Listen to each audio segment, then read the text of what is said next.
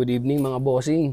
Kung nagtataka kayo kung bakit sinasabi kong good evening, well actually here is 8:45 na ng gabi.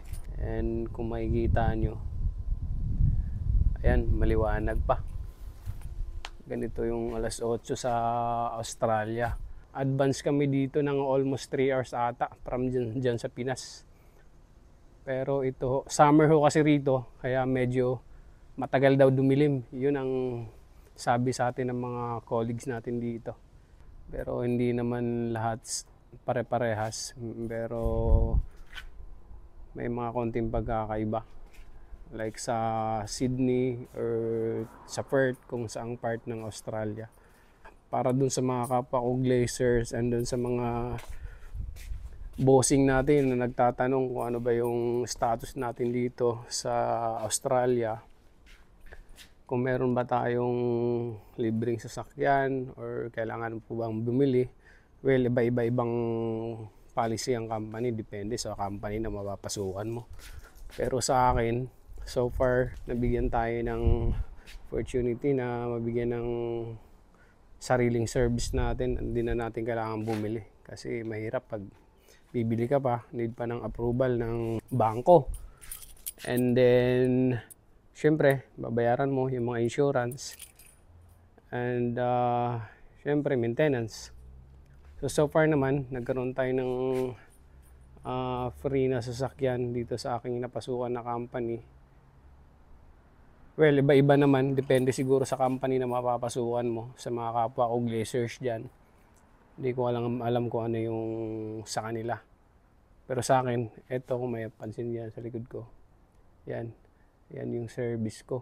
Kasi dito mga boss, hindi pa pwede kung wala kang sasakyan dahil bilang isang glazers, pupunta ka sa mga site at malalayo. Araw-araw, iba-iba ang schedule. So, mga almost, ang babiyahin mo, mga 1 hour or 30 minutes. Swerte mo kung mga 10 minutes lang. Pero mostly, mga nasa 20, 18. And, well, kanina, ano lang kami. 25 minutes din pala yun. Pero ngayon, boss, sasagutin natin yung mga tanong ninyo na regarding sa sasakyan. Ito ay Toyota Hilux. Bagong-bago pa, mga bossing. Ayan. Yung susi niya. Open natin. Ayan. Makinis pa sa ex mo yan. At least kahit pa paano, hindi na tayo bibili. Kasi magkano rin ang sasakyan dito sa Australia. Yan, bago pa. Check natin para pakita ko na sa inyo. Ayan yung odo niya.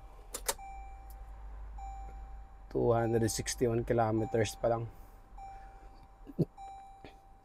At FYI pala mga bossing, dito sa Australia mga bossing, nasa kanan yung driver's seat. Ayan o. Para siyang Japan. Nasa kanan yung driver's seat, tapos yung passenger andun sa kaliwa. Kaya kung hindi ka sanay, medyo maninibago ka. Pero kung matagal ka ng driver sa Pilipinas, kahit pa paano, medyo konting lang, mga saglit lang siguro, mga 1 oras lang, kaya mo na magamay. And then, doon sa mga kapwa nating glazers dyan, yan yung niya. And so far naman, hindi ka na mahirapan kasi may kargahan na ng mga aluminum dyan kung mayroon kang kailangan dalhin, like mga bracket or hagdan, ladder. And then, regarding naman sa tools, meron tayo. Pakita ko lang sa inyo. Yan, kompleto yan. Puro Milwaukee yung mga gamit dito. Like lagayan ng mga accessories, drill, laser, ladder, mga miter saw, belt. Ayan. And then meron din to sa kabila.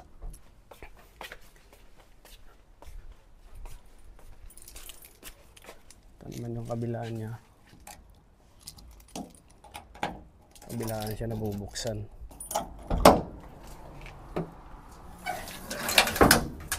Yan, para naman to sa mga ano, tornilyo. Ito mga spacer, tawag nila dito packers. Ayun o, medyo sagwa lang pakinggan, pero packers talaga yung ano nila tawag. Diyan iba-iba yung screw. Of course, yung naka ano siya, naka-organize. Yan. Yung mga screw. Marami pa kaming kulang. Kailangan pa namin mag-request na ibang gamit. Sarado muna natin yan.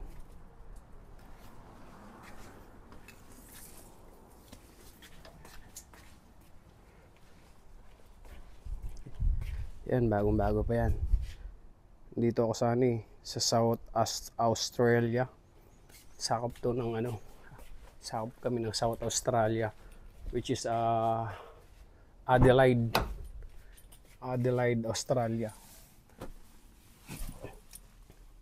Yan lang naman ang update mga boss. Share ko lang sa inyo para dun sa mga kapwa ko ring glazers, para at least alam rin nila.